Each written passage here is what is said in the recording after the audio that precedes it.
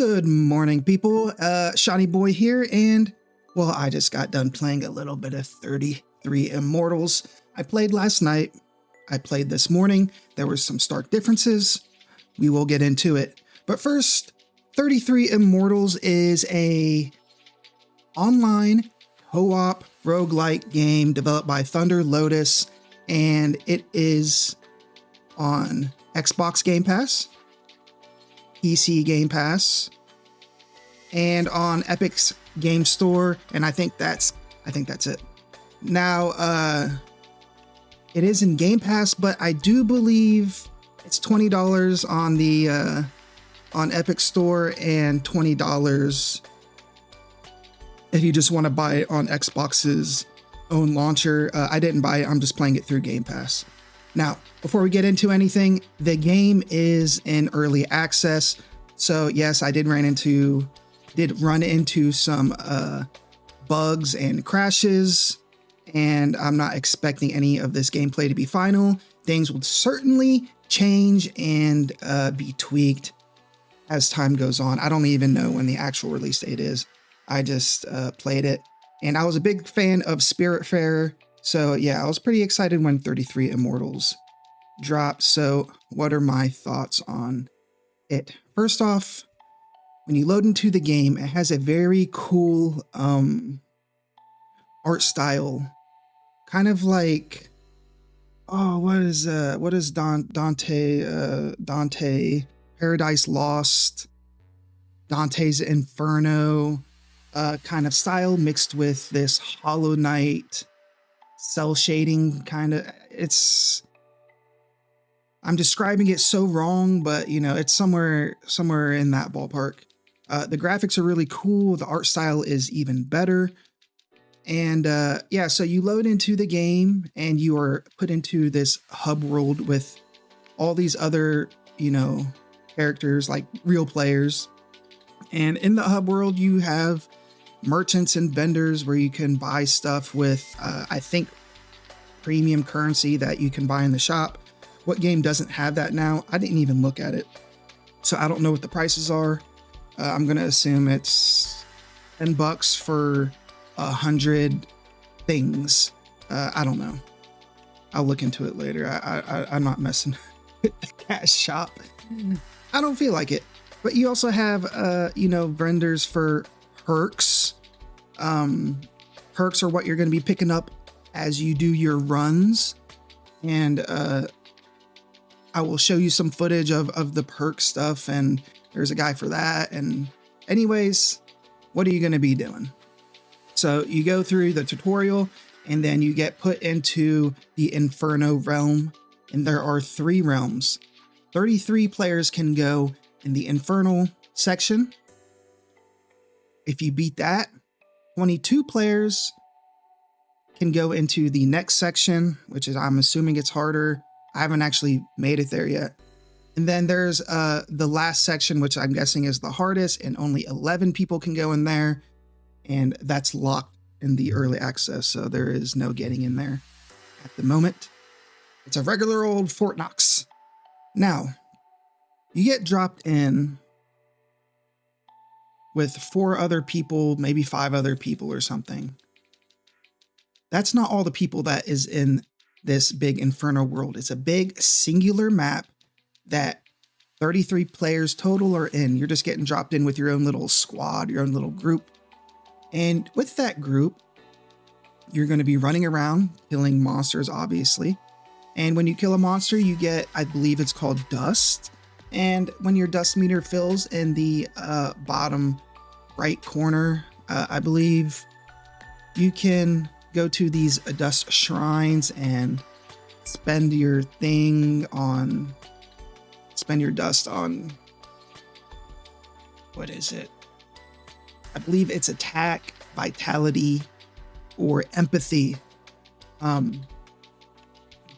Attack is attack, vitality is HP. Obviously, empathy is something a little different. It's your power when you're with other people, when you guys are fighting right beside each other, and it might dictate how fast your meter goes up. for your co-op ability. So you're running around, you're fighting these things. Right now there are 4 different classes that you can play as. There is the archer guy, and his co-op ability is arrows everywhere, right? There is the tank guy with the big sword. His co-op ability is he gives everybody a bubble shield that negates some damage. There is the rogue double dagger person, and his thing is he makes people drop bones when you hit them. Bones are currency that you can use during your run to get health, keys, or teleport stones. And then there is the I guess it's a mage. They use a staff. I haven't used this character yet. I wanted to record this and put it out first. But from what I read, it does like this almost AoE damage. He shoots some balls out of the staff onto the enemy, and then his special thing is he can slow the enemies. Got to try that ball staff guy ASAP. Now, the fun of any good rogue game is getting powered up on your run. And when you finish your run or you die, incrementally getting stronger baseline. So when you're get stronger during your run, you're going to be going into, I forget exactly what they're called, but they're these little 6-man dungeon rooms. And there you're going to be fighting wave after wave, and you're going to eventually fight a mini boss, or maybe even 2 mini bosses.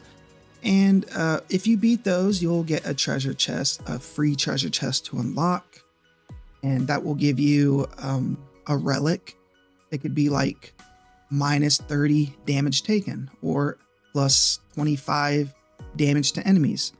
And then there is a special treasure chest to unlock that you need a key. That's not like premium currency or anything. You will get keys throughout your run. You need a key to unlock, and that will just have another relic. And usually I've been getting the common relics, but there is 3 levels of relics. There's like common, uncommon, and rare. I haven't gotten any rare. I've gotten 2 uncommon relics so far, but that is going to be your main way to get stronger. Now, the combat. The game recommends playing with the controller, so I did. When I played last night, there was it felt like there was a crazy amount of input lag, or just lagging in general from maybe the servers, and it didn't feel good at all. And also last night, the game crashed on me after the tutorial.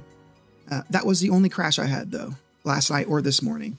I expect that kind of stuff. The input lag thing worried me. I didn't know if it was like, is this how the game's supposed to feel? Because the combat is a little methodical, a little slower pace. It's not like Diablo 3 levels of or PoE 1 levels of room clearing. It's more like PoE 2, kind of, in a way. It's not as hard. And so I didn't know what to think. But then I played this morning, and they must have done, I don't know if they did or not, they must have done a hot fix or something, because that input lag, it felt non-existent, and the combat felt way more fluid this morning. Is it going to be like that forever? I don't know. Maybe I just got lucky. But it felt good this morning when I played as the rogue character. So yeah, I'm happy about that. There are a few systems and stuff I could get into, but it's just my first impressions. First off, just playing with other people. People are gonna die. They can float around and you can res them if it's safe to do so. If you die and get rezzed, your health takes a huge hit. Your max health takes a huge hit, so you can't heal up fully. You can only heal up, it seems like, a quarter of the way through. that can be mitigated through upgrades, which I haven't gotten any yet. It can be mitigated eventually. There were some other bugs that I do want to talk about, especially with the controller. It seemed like the game, and this was last night, and like I said, I don't know if I got lucky, so I'm just going to say what I experienced last night, but didn't experience this morning. Last night, it seemed like the game was having trouble figuring out what input I was using. It kept switching from like M and K. I even had to turn off my mouse to controller. And then when I was using the controller, if I pressed the RB button or R1, if you're using like a PlayStation controller, it would bring up the emote wheel, which was actually L1 or LB. My co-op team ability was right trigger, but I had to use right click, even though the game told me it was right trigger. Now this morning, all that stuff seemed to be ironed out. I don't know if that was just for me. Again, so I'm just putting that out there. I just want to say, I think the game is incredibly fun. It was actually more fun than I thought it would be. And I am a big fan of roguelike games. I just figured it's in early access. It can't be that fun. I could still be in the honeymoon stage, but yeah, I could see myself definitely getting lost, you know, in the game for a few afternoons and kind of just wondering where the time went, because immediately last night I died at the big boss. We finally got to the big boss, which is the end of the run boss. I believe it's Lucifer.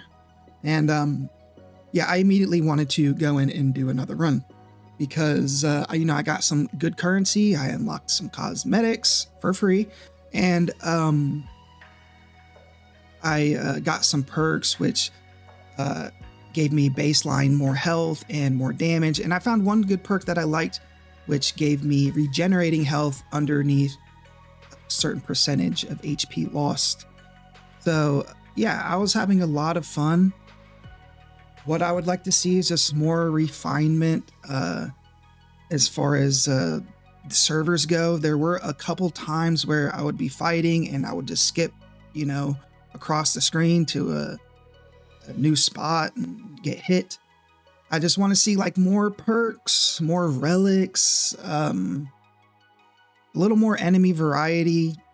But that stuff will come with time. I'm not going to be like too harsh on things when it's in early access and I didn't pay for it. It's in Game Pass. I pay for that. If you pay $20 for this, I think you can be a little more critical. That is your money. But at the same time, it's early access and you kind of know what you're signing up for. So yeah, would I recommend this for $20? If you're a fan of the genre, if you're a fan of like co-op online and a fan of roguelike games, yeah, I think it'd be worth your money. If this is something that you just want to try because you're not really sure, if you would like it, I would only play it if you already subscribe to Game Pass. Otherwise, I would say just save your money and, watch some more gameplay of it. And if it really sounds like something you could get your teeth into, then drop the $20 if it's feeling like it's up your alley. Otherwise, don't worry about it. Save your money, watch some gameplay, or just move on to something new. I don't think this game is breaking the world in any way.